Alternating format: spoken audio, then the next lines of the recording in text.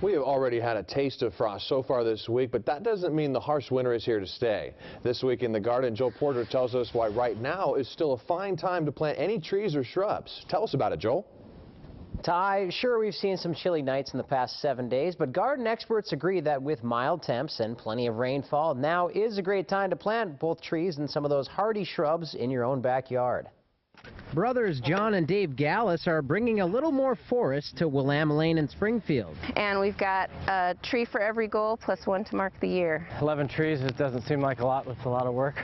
But hopefully we'll get up to about 20 or 30 next year. After their first season, the brothers and supporters called the Red Aces are sticking with their motto, deeply rooted. Plant low, die slow.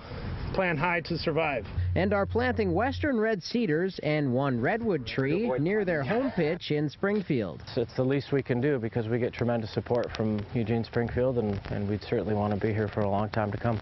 What I love about planting in the fall, if you can get in before the cold weather hits, is you get all the free rainfall in the world.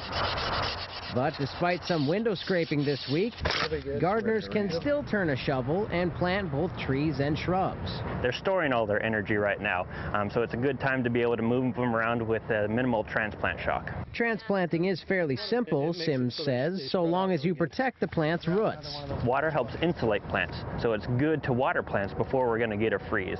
It seems counterintuitive, but a dry freeze does a lot more damage than a wet freeze. But these fast-growing trees are well watered, which means they'll be established once Lane United takes the field next spring. Those western red cedar trees you saw in the story can actually grow to as high as 180 feet tall. So unless you have the space for them, they may not be the best for your own backyard. Sims says right now you don't need to add much fertilizer when you're planting new trees because you actually want the roots to spread out farther to look for nutrients.